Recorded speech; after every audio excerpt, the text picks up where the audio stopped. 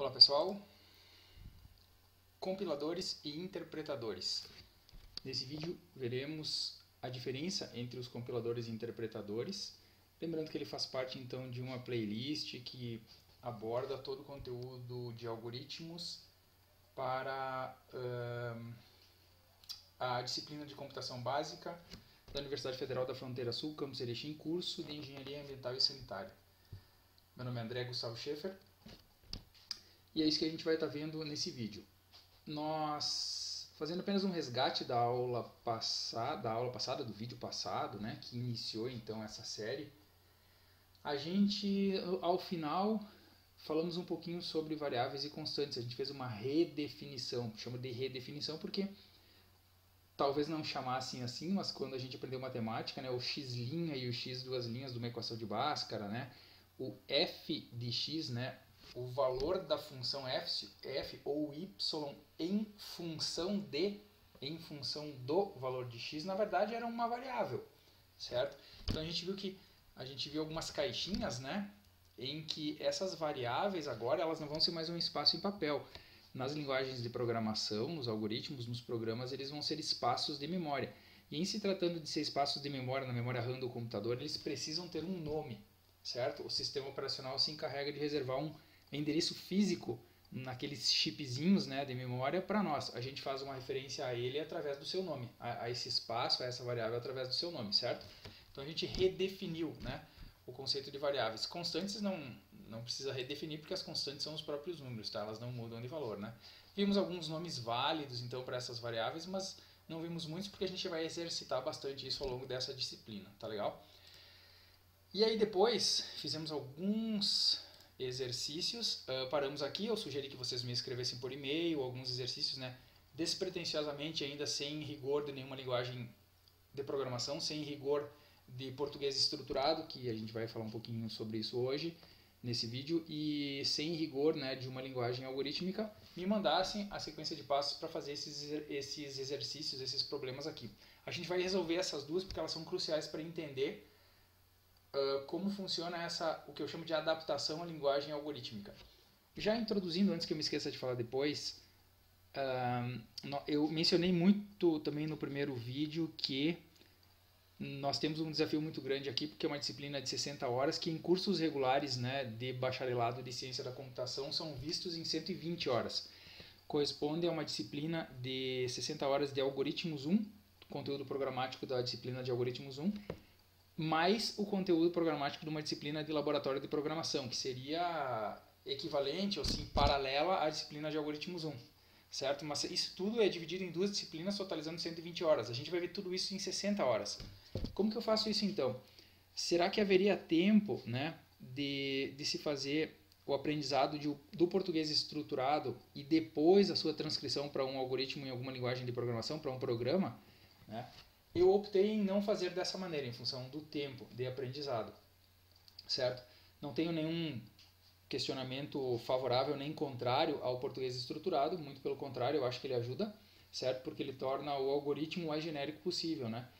E, no entanto, para nós, nossa disciplina é ministrada 100% em laboratório, ficou melhor fazer vamos dizer assim, esse momento, né, de fazer essa transição e a partir dali implementação direto em programas. É isso que a gente vai seguir, tá?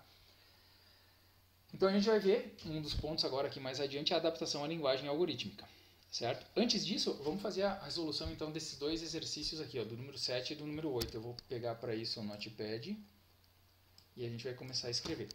Lembrando que ainda não temos esse rigor, então, né, de uma linguagem algorítmica padronizada e nem de uma linguagem de programação. Então, vamos pegar o enunciado dele para cá, para a gente não precisar ficar alternando. Vejam só. Criar um algoritmo que leia dois valores A e B. Então, em primeiro lugar, nós vamos precisar de duas variáveis, certo? Variáveis A, variável A e variável B. Como eu falei para vocês, então, eles vão receber dois valores.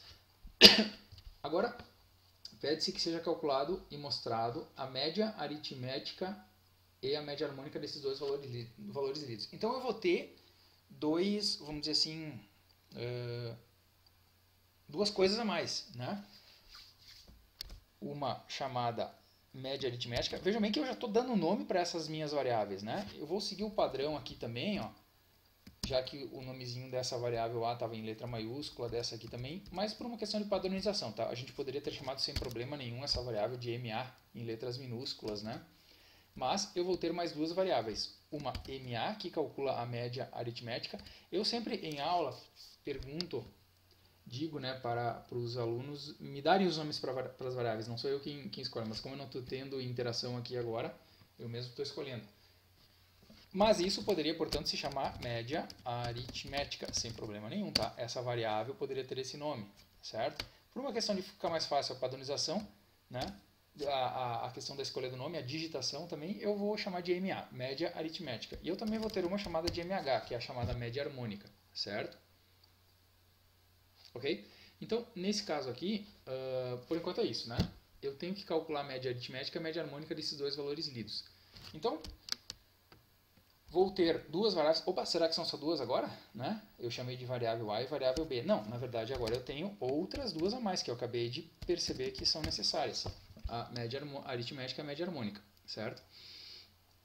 Então veja bem, falei para vocês também, isso eu me lembro no vídeo anterior, que o computador ele conhece perfeitamente as expressões matemáticas. Então vejam bem, nós poderíamos fazer o seguinte, ó, primeira coisa, se eu vou calcular dois valores A e B, eu preciso saber o valor de A, correto? Saber o valor de B. Preciso saber esses dois valores, não é verdade? Então tá, eu tenho então o valor de A e o valor de B. Agora eu já posso calcular o quê? Eu poderia dizer o seguinte, ó, calcular A mais B e dividir por 2 para saber o que? A média aritmética. Guardando isso em MA, que é a média aritmética. Concordam? Então, se eu pegar o valor de A, se eu disser para o computador, pega o valor de A, soma com B e divide por 2 e guarda isso na variável chamada MA, tá certo, ele está correto. Então isso aqui estaria correto. Certo? Eu preciso fazer agora o seguinte, ó, na verdade a média harmônica, não sei se vocês recordam, né? Nós teríamos que fazer o seguinte, ó, calcular 1 dividido por A mais 1 dividido por B e dividir 2 pelo resultado obtido anteriormente, guardando isso em MH. Vamos escrever bem informalmente assim, ó, porque ele está correto, certo? Salvo eu tenha me confundido, tá? Qualquer coisa a gente corrige depois, né? Calcular 1 dividido por A mais 1 dividido por B. Vamos supor que se daria para se entender que isso, na verdade, seria o divisor, né? Embaixo. E depois, finalmente, então, dividir 2 pelo resultado obtido anteriormente, guardando isso em MA e MH. Por que 2? Porque são duas variáveis, né? Na verdade, com pesos iguais, vamos dizer assim, então a gente tem como dividendo, nesse caso, o número 2, certo? Na média harmônica. Isso aqui estaria certo, tá? A gente vai também, na verdade, seria estranho, né? Não sei se vocês concordam, seria estranho que a gente fizesse um cálculo, por exemplo. Vocês vão ver que é importante, tá? Eu vou colocar dessa maneira, né?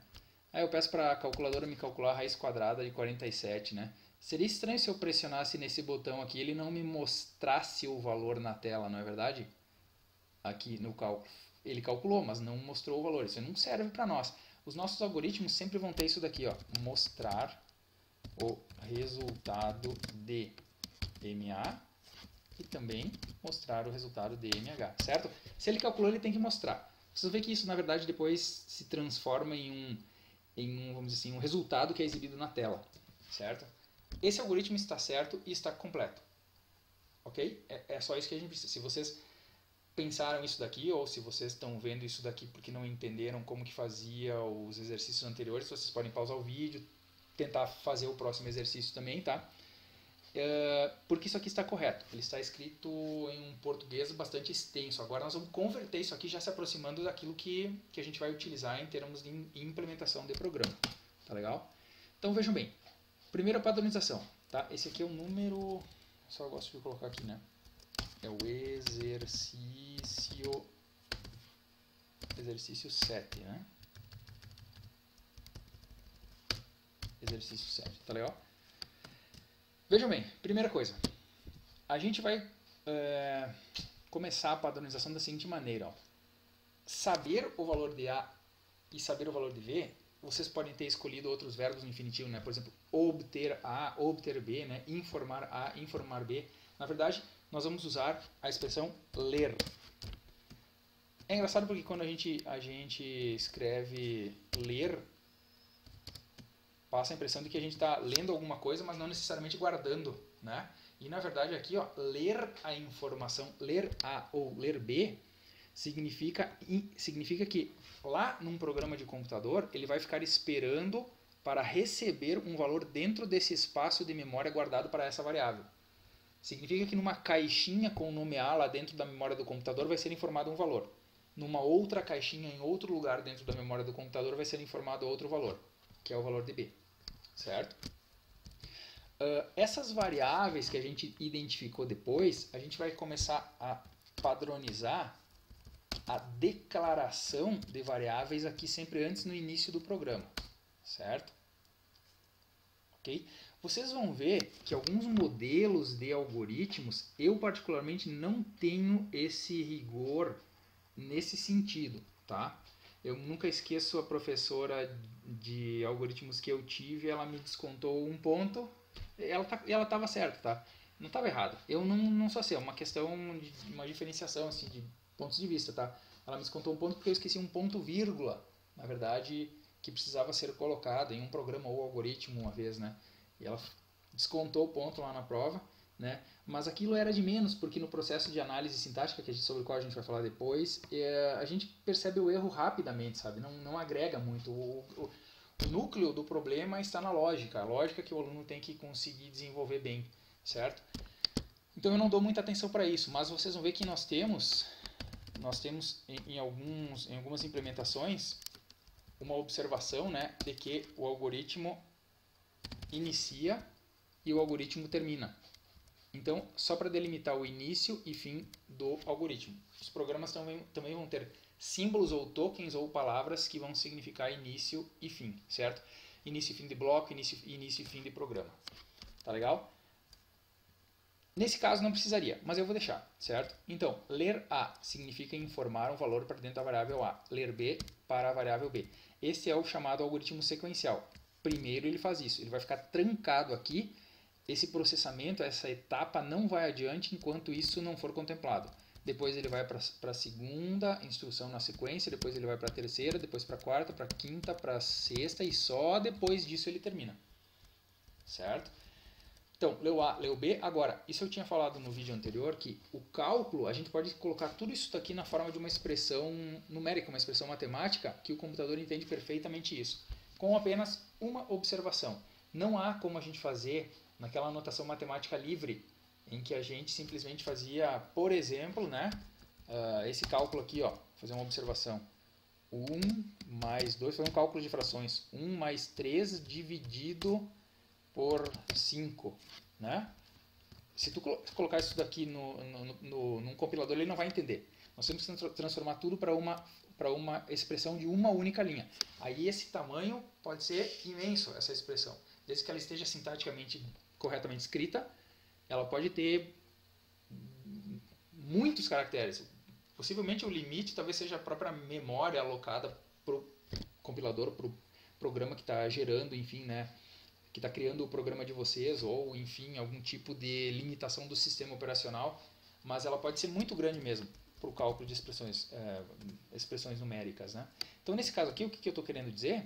Eu estou querendo dizer que eu vou calcular A mais B e dividir por 2, correto? Ora, o que vem a ser isso então? A mais B dividido por 2. É isso aqui. É o A mais o B, só que aí, né, nós não podemos fazer isso, certo? Por quê? Por causa da precedência dos operadores. Se deixarmos assim, ele vai dividir primeiro o B. O computador também sabe fazer isso, tá? Ele foi programado, a chamada unidade lógico-aritmética dele, Ela foi programada dessa maneira, para seguir rigorosamente o que a matemática já tinha conquistado, né, em todos esses anos. Então, ele sabe que se deixarmos assim, ele só divide o b por 2.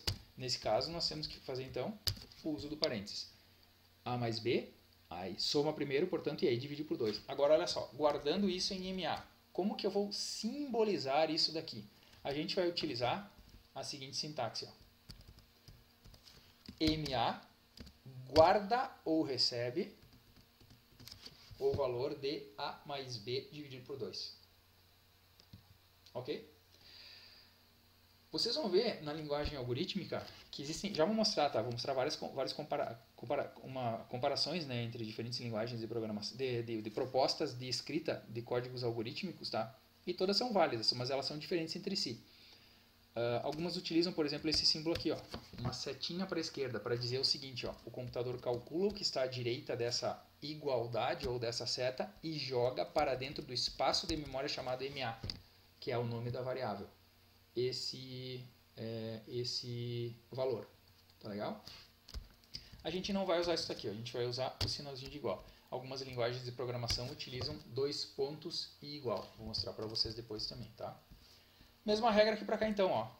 Calcular 1 dividido por A mais 1 dividido por B e dividir 2 pelo resultado obtido anteriormente, guardando isso em MH, significa escrever o seguinte, ó, que o MH vai receber 2 dividido por 1 dividido por A, somado com 1 dividido por B. Tá legal? Então aqui nós temos esse divisor, né, como sendo isso daqui, ó. Certo? Vamos ver se ficou certinho. Aqui poderíamos deixar assim, não teria problema nenhum, tá? Porque a divisão tem prioridade sobre a adição, então ele faria primeiro essa divisão aqui, que está mais à esquerda, depois faria essa divisão que está mais à direita, empilha essas duas coisas, né? Soma essas duas coisas e por fim faz a última divisão. Não haveria nenhum problema também, caso vocês prefiram, na hora de escrever essas expressões, separar em parênteses adicionais, tá? Não tem problema nenhum. Eu particularmente gosto de fazer isso até. Fica mais claro ainda, né, que isso vai ser feito numa etapa diferente, então dessa que vem, e aí depois isso tudo vai ser somado, certo? Mas o cálculo da média harmônica está feito. E finalmente então, ó, o padrão de mostrar o resultado, a gente vai padronizar isso aqui para um verbo no infinitivo que será o escrever, certo? Poderia ser mostrar? Poderia ser mostrar, mas aí a gente também fugiria muito assim do padrão que é utilizado, né? E o padrão que é utilizado para a leitura de valores entre algoritmos em português estruturado geralmente é ler e escrever.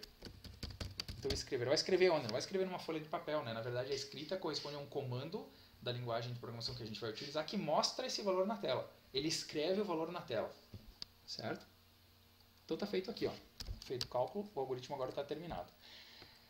Vocês vão ver um pouquinho mais adiante também que a gente tem a necessidade, tá, de fazer a declaração. Como eu vou cobrar de vocês nessa disciplina somente o programa, vocês vão ser obrigados, né, obrigadas a fazerem isso. Vocês vão ter que fazer a declaração, senão o programa não compila, como a gente diz, né, ele não vai adiante, ele não é construído, não é executado, certo? Então vocês vão ser obrigados a dizer qual o tipo dessas variáveis. E tem uma relação um pouquinho relacionado com a matemática, mas a demanda não é tanto matemática não, tá? Porque vocês vão ter que dizer se esses valores aqui vão ser... O computador tem que reservar espaço para variáveis inteiras, ou seja, serão valores inteiros, ou se eles serão valores reais. Nesse caso, no nosso caso, hoje em dia isso não faz mais tanta diferença, tá? Lá nos anos 70, lá quando as linguagens de programação surgiram, como a memória, os custos de armazenamento e processamento eram muito grandes, os processadores nem eram tão rápidos assim, utilizaram um valor, uma variável real, que suportaria um número real fracionário com casas decimais, em vez de uma variável inteira. Isso exigia muito mais processamento, fazia o programa se tornar muito mais lento e fazia com que o armazenamento fosse maior, porque ele reservava mais bits, né, para guardar um possível valor real com casas decimais. Então tinha que ter a gente tinha que medir muito bem isso. Se a gente realmente ia ler valores, a possibilidade do A e do B ser informado para dentro dessas variáveis algum valor real, então declara a variável como real. Caso contrário, declara como inteiro porque ela ocupa bem menos espaço. Hoje em dia isso não é mais o problema, certo? Até, na verdade, programas muito grandes e tudo mais, até ou processadores muito lentos fazem diferença, tá? Mas no nosso caso aqui, ó, a gente vai ignorar esse ponto, tá? Então a gente vai dizer que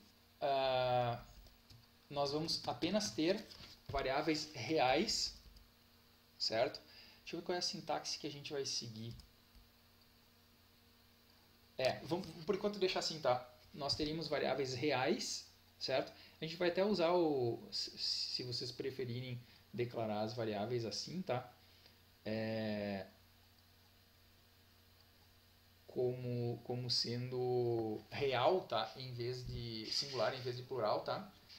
Ou se a gente vai utilizar a outra forma como eu vou mostrar para vocês ver, mas eu aceito qualquer uma delas, tá? Então, por quê? Porque o conjunto matemático dos números reais compreende, ele envolve, né? O conjunto dos números inteiros está dentro do conjunto dos números reais. Todo número inteiro é um número real, é isso que eu quero dizer. Então aqui é a mesma regra. Se a gente declarar a variável como real, ela aceita todos os números reais. A gente vai ver que não é bem todos, tem os limites de representação numérica, tá? Isso mais adiante na disciplina a gente vai ver. Mas ela suporta também os números inteiros, certo? Então, se a gente vai trabalhar com números, a gente vai declarar essas variáveis como sendo do tipo real, ou reais, né? Mas são tipo real. Quando forem inteiras, quando forem valores inteiros, será inteiro. A gente escreve sempre no singular, certo? A gente pode usar essa sintaxe aqui, ou a gente pode usar essa sintaxe aqui, ó. Real. Certo? Isso depois vocês vão ver que o programa, isso se converte, tá? Isso se converte para palavras em inglês. Então, em real até não muda muito, né? Porque fica real, né? E real. Mas o inteiro muda para integer, né? Ou na linguagem que a gente vai usar, apenas a abreviatura diz que é int, o real vai se transformar em float, né? Que é um número com ponto flutuante no caso, tá? Mas isso a gente vai ver depois. Nesse caso, por enquanto, basta entender isso daqui, certo? Agora só uma última coisa, tá? Só para vocês não pensarem que eu me esqueci, tá? Em alguns algoritmos implementados em português estruturado, nós temos um nome do algoritmo, tá? Então vocês vão ver que a gente usa também essa sintaxe aqui, ó, algoritmo, e aí um nomezinho para ele. Calcula, sei lá, vamos colocar aqui, calcula valores. Então eu estou usando já um padrão que eu costumo usar para um nomezinho que fica sempre junto, a exemplo do que eu costumo fazer com os nomes das variáveis, tá? Beleza? Então tá, vamos fazer o exercício número 8 agora.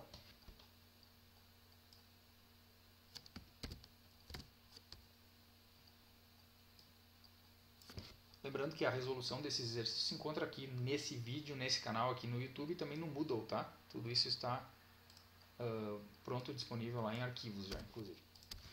Exercício número 8. Estava aqui o enunciado. Então vamos lá. Criar um algoritmo que leia 3 valores A, B e C. Então já sabemos que nós teríamos um valor, outro valor, B e outro valor, C. Já vou fazer uma outra adaptação aqui, ó, tá?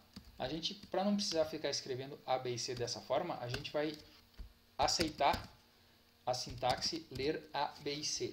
Fica um pouco mais prático, né? Para a hora da gente escrever, né? Ler A significa ler A, faz primeiro essa leitura, depois ler B, que é a segunda leitura, e ler C, que é a terceira leitura. Tá legal? Cálculos. Primeiro deles, área de um triângulo, retângulo. A gente podia chamar de ATR. Né? Área do triângulo retângulo. É um cálculo. Portanto, não é um valor lido, é um valor calculado. Portanto, não vai ter isso é uma coisa que os alunos confundem muito, tá? Não existe uma expressão ler ATR. Tu não vai fazer uma leitura do valor da ATR. Tu vai calcular um valor para jogar dentro da variável ATR. Certo? Então, a ATR vai receber alguma coisa. Vamos fazer o outro já também aqui, ó. ACI. Para seguir o padrão, vou usar 3 letras, né? Também não precisa, né? Podia ser atri. Aqui é um triângulo retângulo, tem outro triângulo ali embaixo? Não. Cubo, quadrado, círculo e triângulo. Então tá, podia ser AT, AC. AC não, AC mudaria, ó. Porque tem círculo e cubo, né? Tá, poderia ser ACI, né? Igual. Área do quadrado, AQ. Podia ser então aqui, ó. AT, área do triângulo, ACI, área do círculo, AQ, área do quadrado. E por fim, área do cubo, AC. CU. Pode ser então. Beleza, esses três aqui. Então aqui depois a gente vai escrever os cálculos, né? Vamos lá então. Ó, já sei quais são todas as variáveis que eu vou ter, né? Então, lembrem que eu preciso declarar essas variáveis. Como eu falei para vocês, no nosso caso a gente pode então, muito bem, dizer que todas elas, A, B, C, AT, ACI, AQ e ACU são do tipo real. Então, como que ficaria o cálculo, supondo-se que dos valores A, B e C lidos, existe um triângulo imaginário em algum lugar que tem A por base e B por altura? Na verdade é muito simples, né? Porque nada mais é... Mas é um triângulo? Ah, é um triângulo retângulo, certo?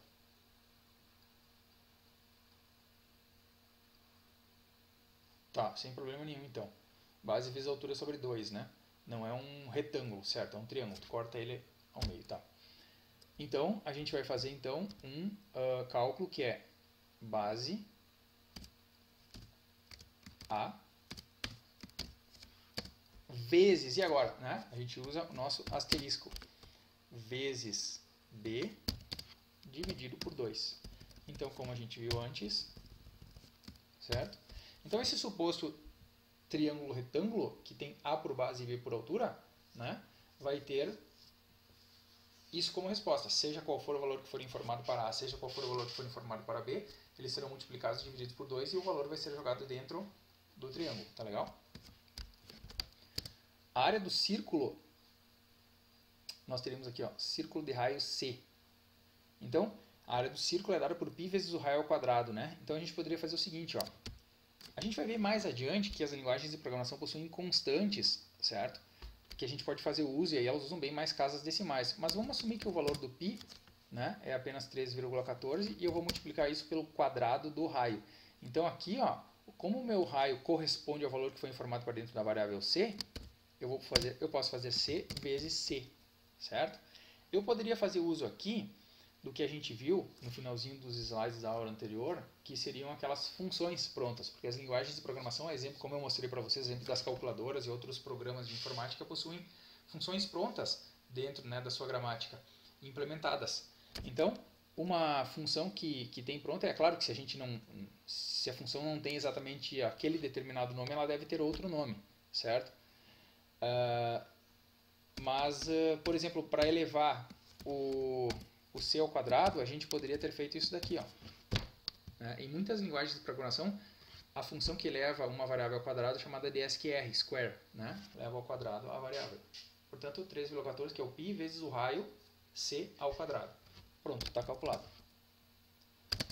A área do quadrado de lado B. Certo? Por ser um quadrado, então, nada mais é do que base vezes altura. Por ser um quadrado, as arestas são iguais, então eu teria B vezes B. Ou ainda, já que a gente usou a SQR em cima, ou não teria nenhum problema da gente fazer isso também, ó. B vezes B, também está certo. Poderia ser SQR de B também, tá?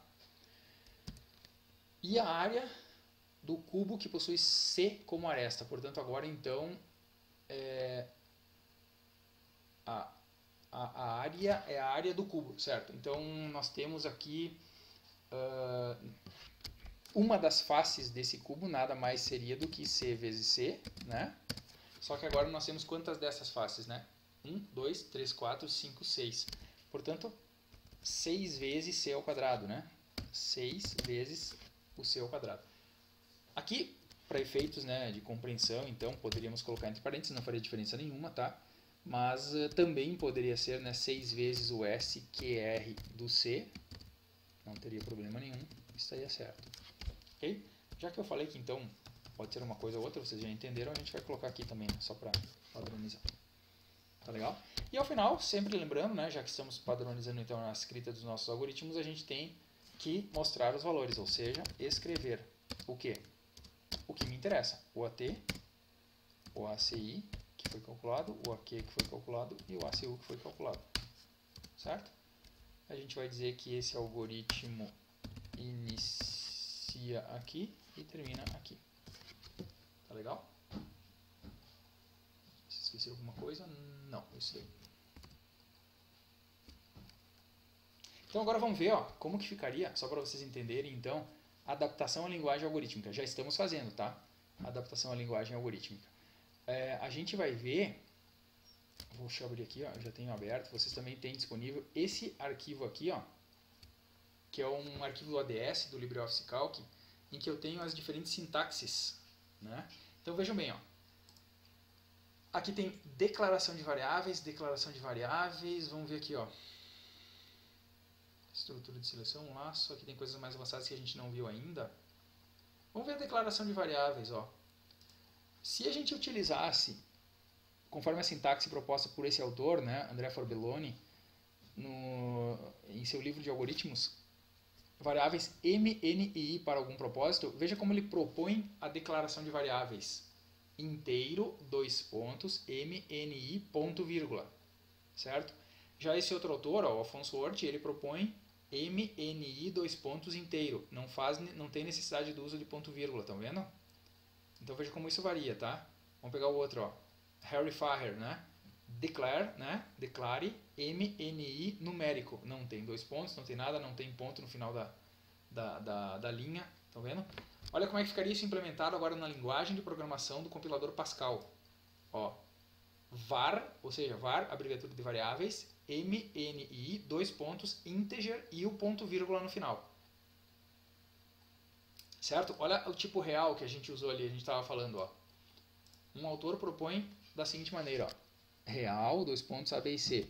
O outro, A, B, C, dois pontos real. Outro, declare, né, declare, A, B e C, numérico. Var, linguagem Pascal agora, né? Var, A, B e C, dois pontos real. Certo? Então muda muito, mas também não tanto, não é? Ele não muda tanto a ponto de confundir a gente, certo? Mas é claro que as linguagens de programação também mudam, né?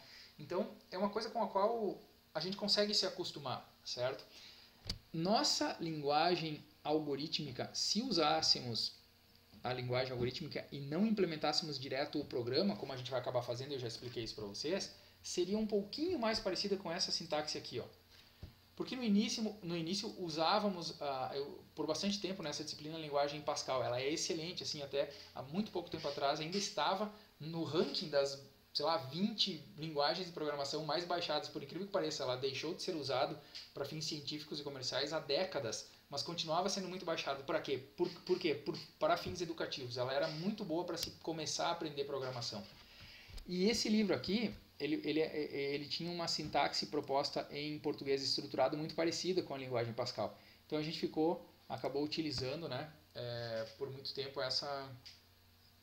nessa própria disciplina uma linguagem em português estruturado parecida com isso, tá? Quando a gente utilizava ainda português estruturado.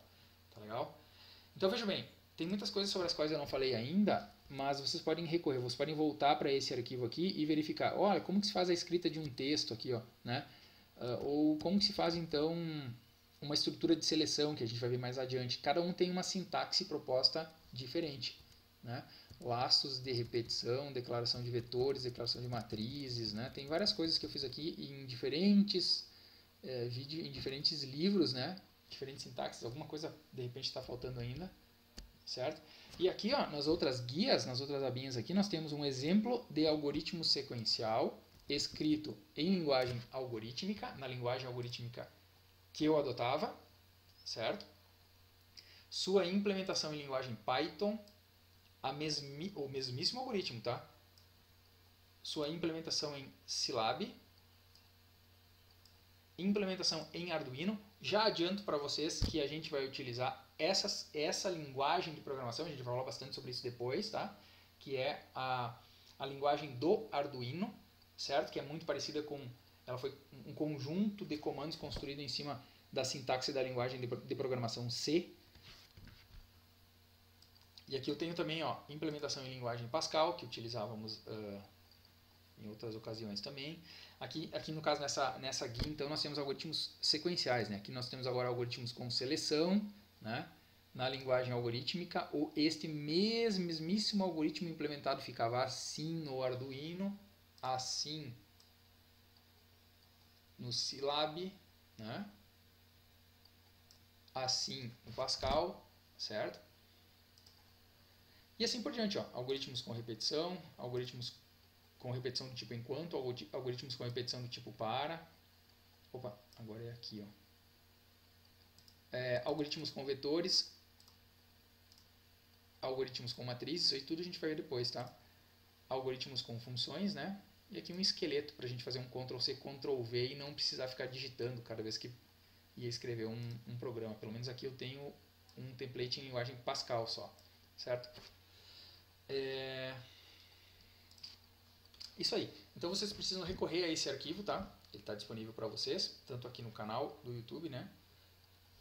Num arquivo compactadão ali que eu sempre deixo ao final, abaixo aqui do vídeo, e também disponível no Moodle para os alunos dessa disciplina. Certo? Vamos adiante então. Ó. Então esse aqui é o slide da aula anterior, eu vou fechar porque agora a gente já começa a falar então sobre... Espera que eu vou abrir então... Aqui, ó. Compiladores e interpretadores, né? Esse é o tópico então desse slide. Vamos adiante. Bom, falando um pouquinho das linguagens de programação, não vou entrar em muitos detalhes agora das linguagens de programação, porque aqui nós tem cursos de graduação que tem uma disciplina inteira, são 60 horas para se falar de linguagens de programação, certo? Por hora, o que interessa para vocês, eu vou mostrar depois pelo menos uns 4 ou 5 exemplos de linguagens de programação para vocês. Por hora, interessa saber que um algoritmo que a gente escreveu num pedaço de papel, escreveu aqui no Notepad, para ele ser executado no computador, ele precisa ser convertido para uma linguagem de programação. Primeira coisa, se estamos falando em linguagem, nós estamos falando então de algo que possui regras. Regras léxicas, sintáticas e semânticas e uma gramática, certo? Um conjunto de símbolos que nos permite criar então sentenças, né? Que aqui no caso desses algoritmos são comandos, certo? As fases desse processo de análise, né, para ver se está tudo certo, né, é também conhecido como parsing, né, é chamada de compilação, certo? Mesmo os interpretadores, eles também fazem uma compilação. Compilar, se a gente for ver a tradução disso daqui, na verdade é juntar então de diferentes documentos, né? Eu fiz uma compilação de fontes, uma compilação de documentos, junta todos esses documentos aí e para fazer um determinado propósito final. A compilação faz isso, ela verifica se existem erros no teu código, né? Ela verifica então todas as bibliotecas que são incluídas, todos os comandos que foram dados em todos os documentos que fazem parte do teu programa e ao final ele cria ou executa alguma coisa para nós, ou cria e executa. A gente vai ver então, a primeira coisa que vocês precisam fazer agora é dar uma pausa nesse vídeo e assistir, porque eu já tenho isso tudo pronto, eu falo muito detalhadamente sobre análise léxica, sintática, semântica, né? Eu falo sobre esses 3 pontos aqui, ó. Análise léxica, sintática e semântica, nesse vídeo que eu tenho disponível no meu canal, nesse canal, cujo nome, então, na verdade o propósito do canal, então, ainda é, né, a inteligência artificial na educação básica. Digo ainda porque muitas vezes a gente coloca outros vídeos também, né, que não tem uma relação imediata e direta com inteligência artificial, mas eu quis mostrar esses conceitos na forma de um vídeo que pudesse mostrar que existe uma relação muito grande entre inteligência artificial e língua portuguesa, porque a língua portuguesa é uma linguagem, né, possui uma gramática, e a inteligência artificial faz uso disso através da construção de programas, que é o que vocês estão estudando agora. Então é crucial que vocês pausem esse vídeo agora e assistam a esse vídeo aqui, ó. Vocês podem procurar no meu canal com esse nome, ou mesmo no Google com esse nome, né? Ou simplesmente digitar, lembrando que esses links curtos aqui, eles são case sensitive, né? Ou seja, fazem diferenciação entre maiúsculas e minúsculas, tá? Vocês podem digitar lá, se vocês abrirem o navegador de vocês, então, vocês podem encontrar língua portuguesa e inteligência artificial. Só vou mostrar esse vídeo aqui rapidamente, então. Aqui, ó, língua portuguesa e inteligência artificial, ó. Ele está com esse nomezinho aqui, certo? Vejam esse vídeo até o fim, tá? Ele tem 40 minutos, eu sei que é um pouquinho extenso, mas é importante que vocês assistam a ele antes de dar uma sequência. Voltando então para cá, assumo que vocês já tenham assistido esse vídeo, né? Uma vez então que fizemos, né, e que os interpretadores e os compiladores fazem essa análise léxica, sintática e semântica, a primeira diferença que existe agora entre os dois, só para vocês saberem, já vai ficar mais fácil de entender, tá? A primeira diferença que existe agora entre os dois é a seguinte, ó, os compiladores fazem tudo isso de uma vez só, análise léxica, sintática e semântica. Os interpretadores, só na medida em que eles vão executando. Certo? Eu sei que agora não deu muito bem para entender, mas eu já vou mostrar para vocês. Primeiro, vamos ver a diferença então do que um compilador faz e um interpretador faz, comparando, agora vamos pegar aqui, ó, comparando, deixa eu ver qual que é melhor usar agora, as somas, é esse aqui, ó. Vamos comparar um programa escrito em linguagem C com um programa escrito em Scilab, certo? Primeiro vamos ver que programa que é esse. Olha só, se a gente fizesse um algoritmo desse programa que eu estou querendo construir, ele seria assim, ó. É uma coisa extremamente simples, é um algoritmo que soma dois números, certo? Ó, ele tem um título, algoritmo soma números, ele inicia aqui, ele termina aqui. Quais são as variáveis então, ó? É o número 1, o número 2 e a soma deles. No corpo do algoritmo, então, eu vou ter uma atribuição. Vejam bem, lembram que eu falei sobre isso daqui? Poderia ser um sinal de igual, a gente vai usar como sintaxe a atribuição um sinal de igual. Mas aqui estamos analisando um algoritmo que já estava pronto e que usa uma sintaxe própria, certo? Então, a variável num1, que corresponde ao número 1, vai receber a constante e o valor 2, e a variável num2 vai receber a constante ou o valor 3. Portanto, vocês já sabem que a soma dos dois vai ter que dar 5. O computador vai saber disso daqui a pouco, porque ele vai somar o número 2 com o número 1 e vai jogar para dentro de uma variável chamada soma, a soma de num1 mais num2. Vejam que não há leitura de valores aqui, é apenas uma atribuição, certo? O número 2 é jogado para dentro da variável num1, o número 3 é jogado para dentro da variável num2, eles são somados e o resultado diz que 5 é jogado para dentro da variável soma. Mais abaixo, nós temos a variável soma sendo exibida e na tela de um computador, com essa sintaxe, né, isso seria exibido ao lado do texto. A soma dos dois números é, dois pontos, e logo aqui do ladinho, o que tem dentro daquela variável soma. Tá legal? Isso que vocês estão vendo aqui é a linguagem algorítmica. Nós não precisamos de computador para executar na linguagem algorítmica. Se implementássemos isso num compilador chamado linguagem C, né? Eu tenho esse daqui, esse Dev C++, né? C++ 5.7.1. Isto que vocês estão vendo aqui é o que a gente precisaria, que é exatamente aquele algoritmo convertido, certo? O que interessa para nós aqui, ó, nesse momento? Por que a gente não vai estudar detalhadamente todas essas coisas? Porque a gente vai usar a linguagem do Arduino. Nós não estamos utilizando a linguagem do Arduino aqui, tá? Isso aqui eu só estou mostrando para vocês a título de comparação. Essa é a sintaxe da linguagem C. Então nós temos as chamadas diretivas de pré-processamento, né? Em que ele inclui a biblioteca standard.io.h, inclui a biblioteca con.io.h para fazer uso de funções padrão, né? Por isso standard, né? Padrão. Standard input output .h é o header da biblioteca, no caso, tá? Por isso o nomezinho, né? .h. E console.io, ou seja, console input output. Como eu vou informar valores por uma console, né? De entrada de informações, eu preciso de funções, enfim, disponíveis nessa biblioteca para fazer a entrada. Não se assustem com isso por enquanto, tá? Nós vamos começar bem mais devagar quando a gente utilizar e criar o nosso primeiro programa lá no Arduino, certo? A gente não usa bibliotecas ainda lá no Arduino, vai ficar tudo bem mais tranquilo, tá? A gente só está nesse momento comparando linguagens de programação. Olha aqui, ó, variáveis do tipo real, que aqui são declaradas como float, de ponto flutuante, certo? Nós temos agora então um algoritmo que inicia aqui e termina aqui. Vejam que não se usa início e fim ou begin end. Se usa um abre chaves e um fecha chaves na linguagem C, né? Ele vai retornar para o sistema operacional um valor inteiro. Essa aqui é a função principal, por isso main. Ela tem a sintaxe, então não está recebendo nenhum parâmetro. Abre parêntese, fecha parêntese, né? Num1 recebe o valor 2 com um ponto vírgula no final. Num2 recebe o valor 3 com um ponto vírgula.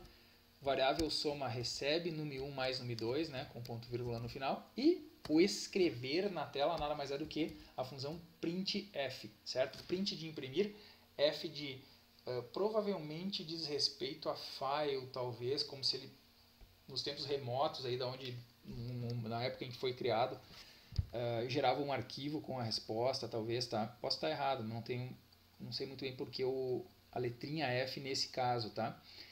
Então ele coloca uma mensagenzinha na tela, né?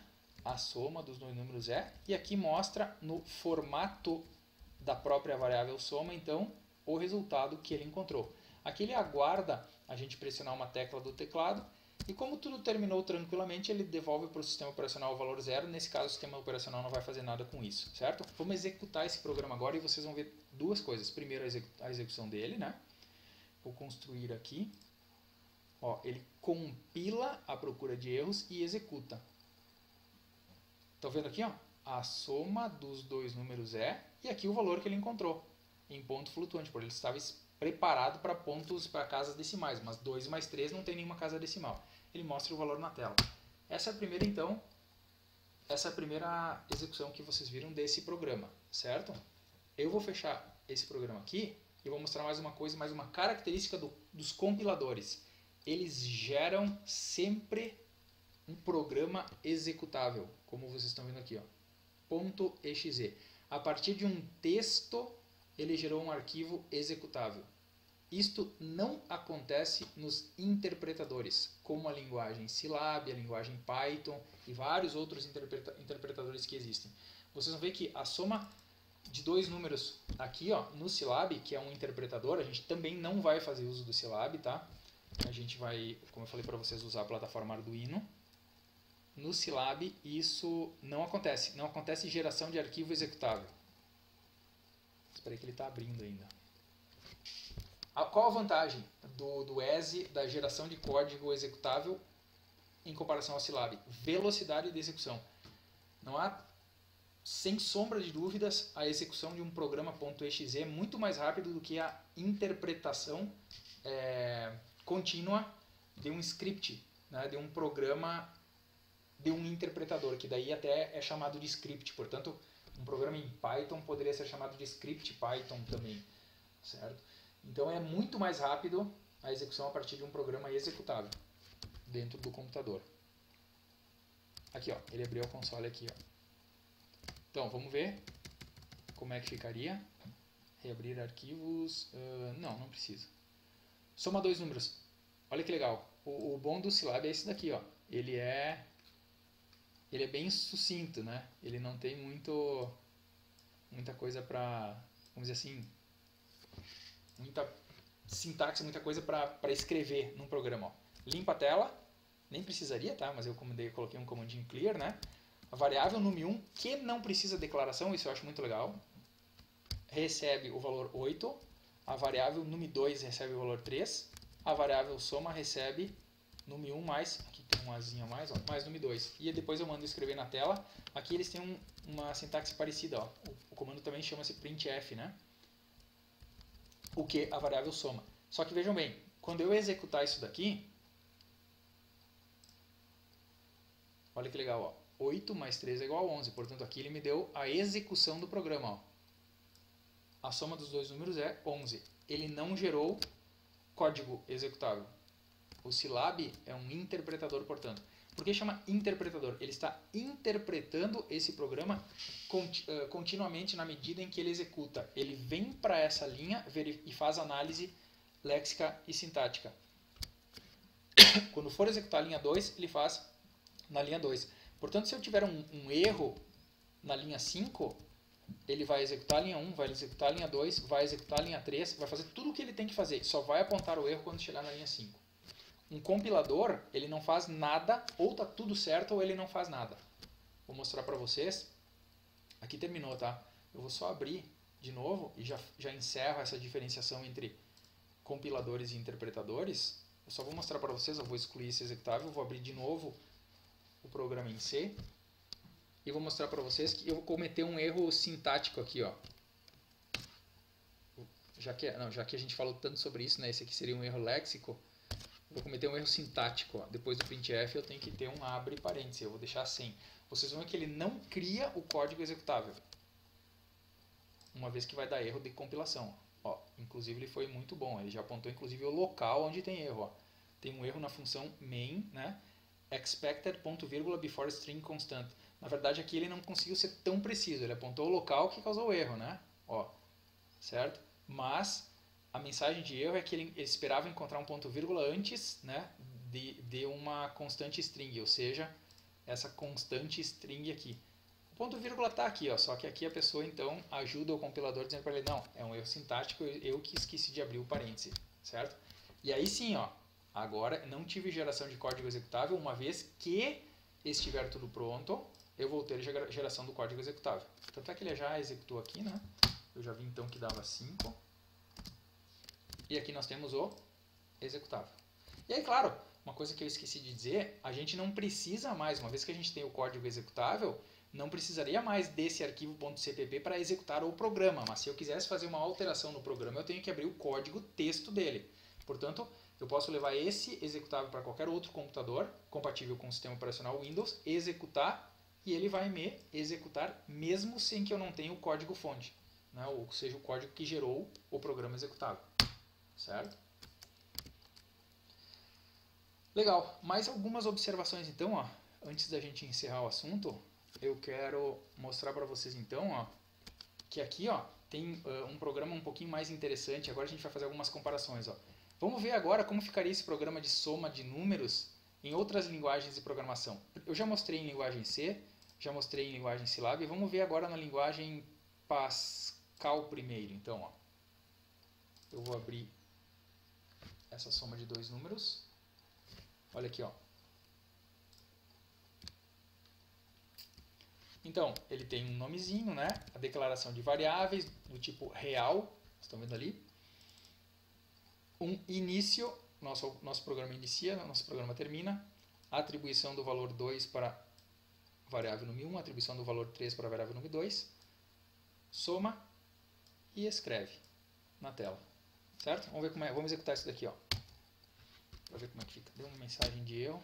Eu estou achando que ele está, talvez seja o local. Eu já tive esse tipo de problema aqui, ó. Eu vou experimentar fazer uma coisa, ó. Eu vou fechar ele de novo, porque esse caminho, quando tem um nome muito extenso, eu já tive esse problema aqui, ó. Eu vou fazer o seguinte, ó. Eu vou fazer um Ctrl C e vou levar ele para minha área temporária.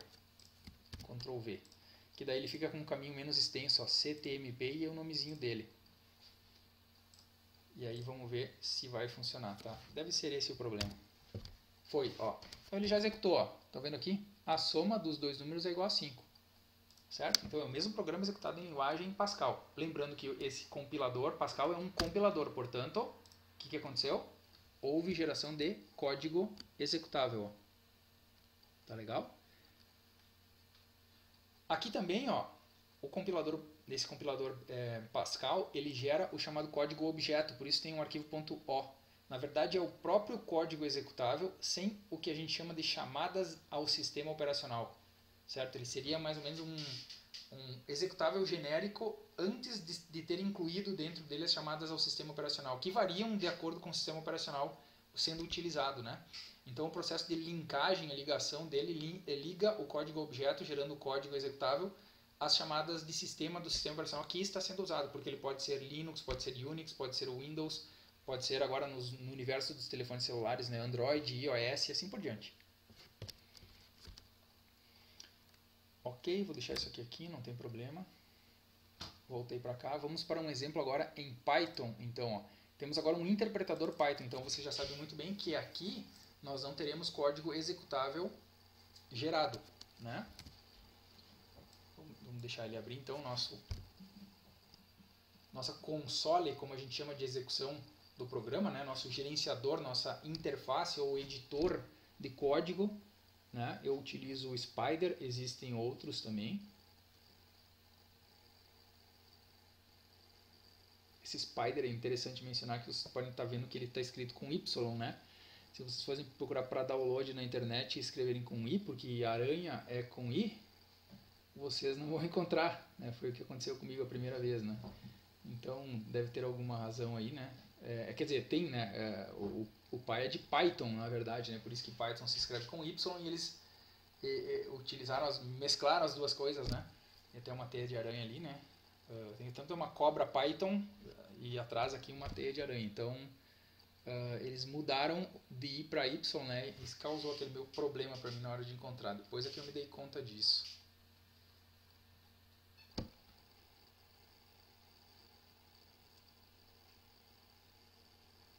Já deve estar carregando, apesar do programa ser pequeno, o ambiente é bastante pesado.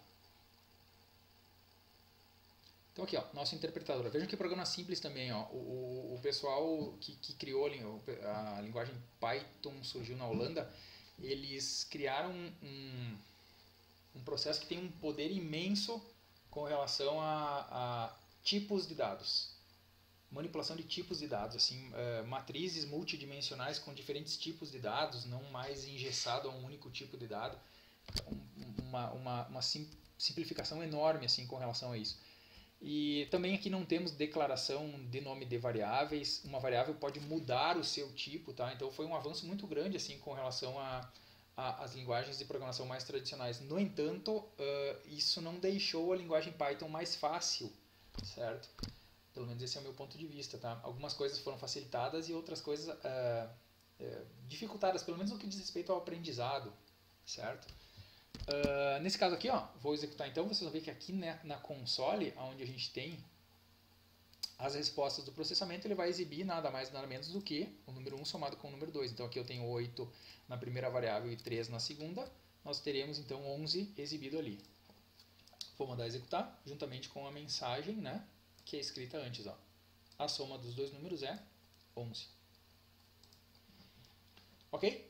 E aí não temos também geração de código executável. Ó. Vejam que permanece o script.py, que é o arquivo em Python utilizado. Tá legal? E agora, para finalizar então esse exemplo das somas, eu quero mostrar para vocês como que... Tá, certo, mas a gente quando vai enxerga um programinha de computador assim numa empresa, em algum lugar que a gente vai, a gente vê aquela tela mais bonitinha, né? Não tem essas consoles assim. Essas consoles geralmente são coisas para cientista, né? Porque comercialmente as telas são mais bonitinhas. Para isso começaram a surgir ainda em meados da década de 90, até antes, né? Mas no Brasil se popularizaram em meados da década de 90 as chamadas linguagens visuais. Elas eram projetadas para ter aquele ambiente agradável, para ter a carinha do Windows, né? Não só do Windows, né? Mas quando foi inserido a interface gráfica, as linguagens visuais, elas surgiram com o ambiente gráfico, certo? Interagindo com o mouse, etc. Na verdade, no Brasil, pelo menos, se popularizou bem mais, né, o sistema operacional Windows, por isso que eu digo com o Windows, né, mas tinha para outros sistemas operacionais também. Então, vou abrir para vocês aqui, ó. Uma delas era o Delphi, que se popularizou bastante também. Ele era da Borland, um produto da Borland que criava, né, esses compiladores. E olha que legal que não era tão simples de programar também, né, mas a montagem da interface era muito legal, ó, porque nós podíamos arrastar botões, ó, campos na tela, né, e depois ele criava isso com um programa padronizado com o Windows para nós. Se eu quisesse colocar, por exemplo, um conjunto de caixinhas, ó, de checkbox, como chamava, né? É claro que depois eu tinha que programar isso daqui para fazer alguma coisa, não era só colocar, né, os radio buttons aqui, né? Aqueles aqui múltiplas opções, aqui de uma única opção, né?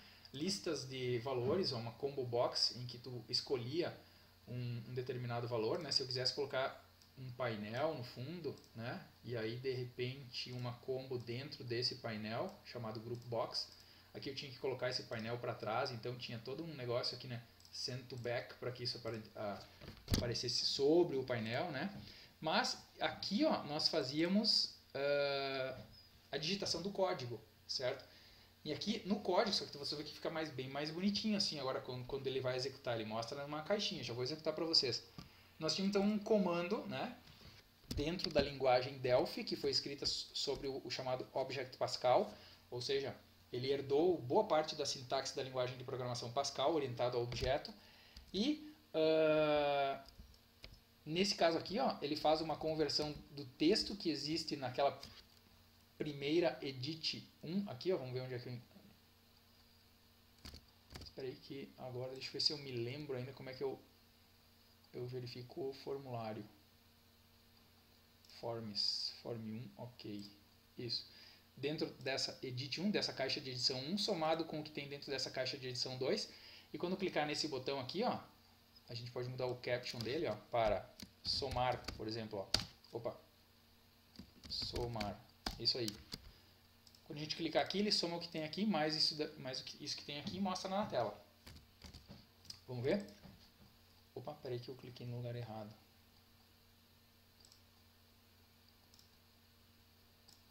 Ó. Então, vamos executar. Ó. Aqui, ó. Então tá aqui o programa. Ó. É claro que isso aqui eu não tive programação nenhuma, né? Não fiz programação nenhuma em cima disso daqui, então não serve para nada nessa tela. Aqui serve. Se eu colocar 5 e aqui eu colocar 8, né? Eu vou ter então a soma igual a 13. Olha o que acontece. 13. É o que a gente mandou escrever. Então vejam, isso que eu quero dizer com programação visual, ó, certo? Então, para fazer a programação visual também se preparou, né, um conjunto de compiladores específicos, os chamados compiladores visuais, né? Então, o Delphi, nós tínhamos o Visual C, Visual Basic, lá nos anos 90, né? Na época em que eu utilizava esses programas. E aí eles faziam esses programas com essa carinha bonitinha, com adequados, né, com o padrão Windows, que a gente podia, então, utilizar. Daí ele é muito mais robusto nesse caso, né? Tinham vantagens e algumas limitações também, né, com relação a outros compiladores, mas eles todos existiam porque alguns eram mais adequados para um propósito, outros mais adequados para outros propósitos, tá? Eu vou fechar o Delphi aqui, vocês vão ver que não vou salvar nada.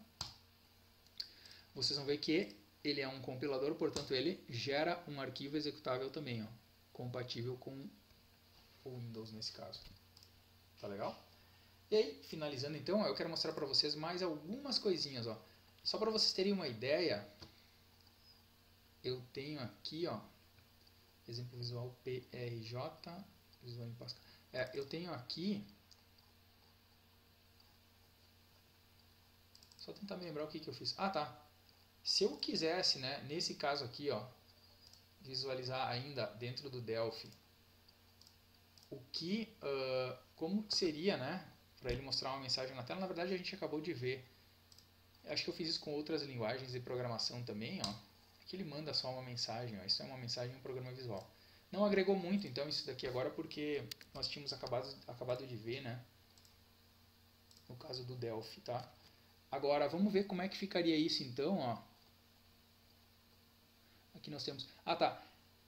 Para finalizar, vejam só. Eu quero mostrar para vocês como isso tudo foi, vamos dizer assim, evoluindo. Porque... originalmente, se eu quisesse, para vocês terem uma ideia, mostrar o alfabeto na tela, na linguagem de programação Assembly, que é, vamos dizer assim, a mãe, talvez, de todas as linguagens de programação, olha o tamanho do código que eu teria que escrever, ó. Só para mostrar um alfabeto na tela. Certo? Isso daqui era muito complicado na manutenção. 129 linhas aqui, considerando algumas linhas em branco, né? Muito complicado de dar manutenção. O que foi acontecendo? Só vou executar ele para vocês verem então. Ó. O que esse programa faz? Ele escreve uma mensagem, o alfabeto, e mostra as letras na tela. Certo? Então imagina, se fizesse uma coisa mais complexa, a quantidade de código necessário para isso se perdia, ficava muito complicado, né, de dar manutenção e criação. Então as coisas foram abstraindo, elas foram se tornando mais fáceis. De que maneira? Né? Hoje, se eu quisesse fazer a mesmíssima coisa que eu fiz em Assembly no compilador C, eu precisaria escrever um programa bem menor. Aqui está ele, ó. Certo? Aqui a gente está utilizando, no caso, aqui não vem muito ao caso, não é esse o foco, mas as letras, no caso do alfabeto, são geradas a partir do código ASCII delas, né? Então esse aqui é o A maiúsculo e ele vai até o número 90, que é menor que 91, que corresponde à letra Z. Certo? Então vejam bem como é que isso aqui ficaria executado. Ó. Compile e run. Ah tá, ele só compilou aqui, agora eu vou executar. Ó. Mesma coisa, ó. Fiz questão até de deixar igual quando eu fiz os dois programas, tá? O alfabeto e a mesma mensagem. A execução final é a mesma. Mas olha o tamanho do código. Então, isso se buscou muito com o tempo, né? Ou seja, reduzir ao máximo, ou seja, fazer com que as funções se tornassem mais poderosas possível, né? Para que pudesse simplificar a vida dos programadores, certo? Então, isso se tem tentado durante as últimas décadas, né?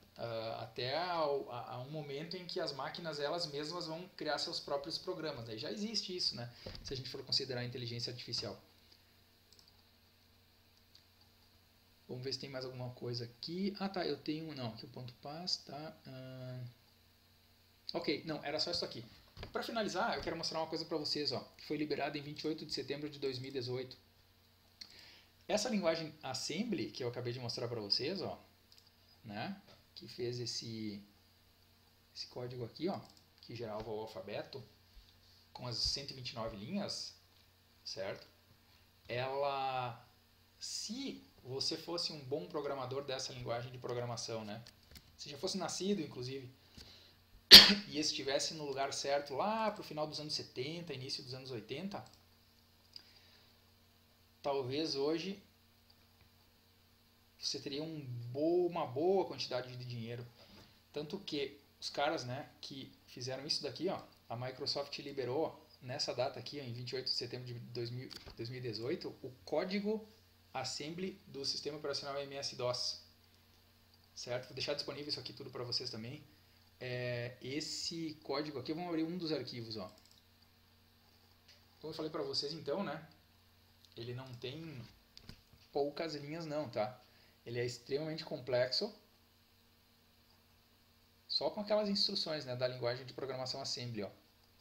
Então aqui tem só nesse arquivo 4.031 linhas, mas eu acredito que fora esses arquivos que foram liberados aqui também, né, ele possui ainda outros arquivos, provavelmente, né. Olha aqui as datas, ó, em que eles fizeram as alterações. Vamos ver se tem alguma... Aqui na verdade tem a versão 1.17 do Command, ó, command.com, que na verdade era o cerne, o núcleo, né, o kernel do sistema operacional MS-DOS, o pai ou avô ali do Windows, né? Então, os caras que fizeram isso daqui, na verdade o grande criador disso, né, que acabou sendo até um plágio de um sistema operacional para um computador chamado CP/M, de um cara chamado Gary Kildall. Esse cara que criou aqui esse negócio, o Tim Paterson, na verdade vendeu esse plágio chamado QDOS, né, para o pessoal da então recém-formada Microsoft. E o Tim Paterson então vendeu por $50 mil esse código que ele tinha criado. E ele achou até um valor extremamente absurdo pelo que ele tinha feito, achou que ganhou um monte de dinheiro. Só que para dar manutenção nesses códigos, né, numa empresa que tinha um potencial enorme de crescimento, o próprio Tim Paterson foi contratado pela Microsoft e aí eles alteraram isso e criaram o chamado Microsoft DOS, né, que rodou junto com os computadores da IBM, no caso, que não estava interessado em criar sistemas operacionais na época, só queria vender o hardware. Então por isso que eu disse para vocês, se vocês soubessem disso, estivessem no lugar certo, naquela época hoje estariam multimilionários, certamente. Não à toa, o próprio Bill Gates e Paul Allen permaneceram ali por décadas na lista das pessoas mais ricas do mundo, né? E certamente seus outros fundadores e primeiros funcionários também não ficavam nada atrás. E foi legal, né? Isso aqui é uma coisa muito interessante, assim, porque o Bill Gates, no caso, fez fortuna, né? Até um pouco mais do que os outros sócios e tudo mais, né? Certamente é isso daqui que a gente está vendo aqui, ó, é a base, a essência do primeiro passo ali, né, que foi dado da Microsoft para fazer a fortuna, enfim, transformar a Microsoft no que ela é hoje. Vamos voltar para cá e eu acho que agora eu encerro então, propondo para que vocês façam a implementação de todos os algoritmos anteriores, né, desde o início da disciplina, em nossa linguagem de programação. No entanto, a nossa linguagem de programação vai ser vista no próximo vídeo. Por enquanto ficamos por aqui, muito obrigado.